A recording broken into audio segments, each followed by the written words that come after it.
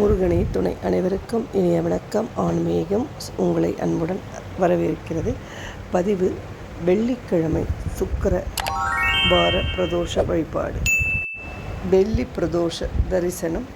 சுக்கிர யோகம் நிச்சயம். வெள்ளிக்கிழமை பிரதோஷ நன்னாளில் பிரதோஷ பூஜையை தரிசிப்போம். சுக்கிர யோகம் கிடைக்க பெறுவோம் என்பது ஐதீகம். சுக்கிரவாரம் என்று சொல்லப்படும் வெள்ளிக்கிழமையில் பிரதோஷ பூஜையில் கலந்து கொள்வோம். சிவனாரையும் நந்தி தேவரையும் வணங்குவோம். நந்தி தேவருக்கு அருகம்புல் மாலை சார்த்துவோம். சிவலிங்க திருமேனிக்கு அபிஷேக பொருட்கள் வழங்குவோம். செவ்வரளியும் வில்வமும் சாத்துவோம். வேண்டியதையும் தந்தருள்வார் ஈசன். சிவபெருமானுக்கு உகந்த வழிபாடுகள் ஏராளம்.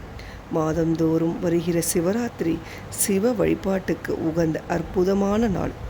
இந்த நாளில் விரதம் மேற்கொண்டு சிவ தரிசனம் செய்வார்கள் பக்தர்கள்.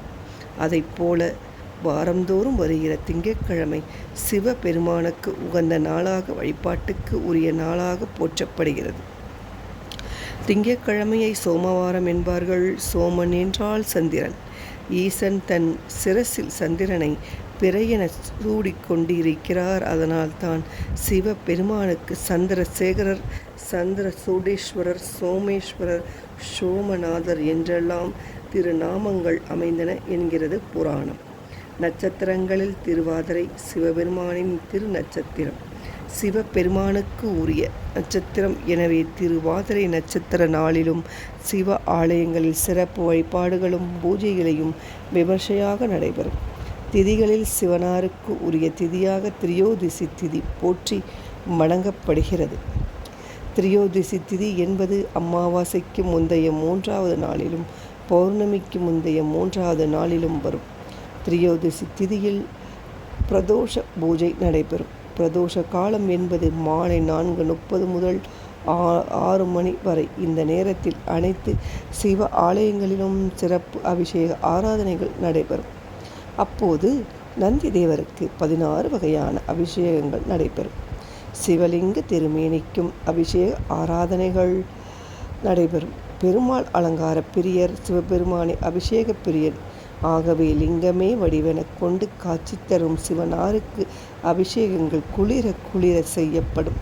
ஒவ்வொரு கிழமைகளில் வருகின்ற பிரதோஷத்திற்கு ஒவ்வொரு விதமான பலன்கள் உண்டு. அப்போது பிரதோஷ நாளில் பிரதோஷ வேளையில் தரிசிப்பதால் ஒவ்வொரு விதமான பலன்கள் உள்ளன.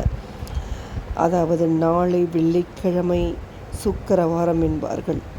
சுக்கிர பகவானின் ஆதிக்கம் நிறைந்த நாள். இந்த நாளில் பிரதோஷம் வருவது கடன், தரித்திரம் முதலான பொருளாதார சிக்கல்களையும் பிரச்சனைகளையும் நீக்கும் என்றும் சுக்கிர யோகம் கிடைக்கப் பெறலாம் என்றும் தெரிவிக்கின்றனர் ஆச்சாரியர் பெருமக்கள். சுக்கிரவாரம் என்று சொல்லப்படும் வெள்ளிக்கிழமையில் பிரதோஷ பூஜையில் கலந்து கொள்வோம். சிவனாரையும் நந்தி தேவரையும் வணங்குவோம். நந்தி தேவருக்கு அருகம்புல் மாலை சாத்துவோம். சிவலிங்க திருமேனிக்கு அபிஷேக பொருட்கள் வழங்குவோம். செவ்வரளியும் வில்வமும் சாத்துவோம். வேண்டியதையெல்லாம் தந்தல்வார் ஈசன் என்று சொல்லிக்கொண்டு பதிவை நிறைவு செய்து கொள்வோம். நன்றி, வணக்கம்.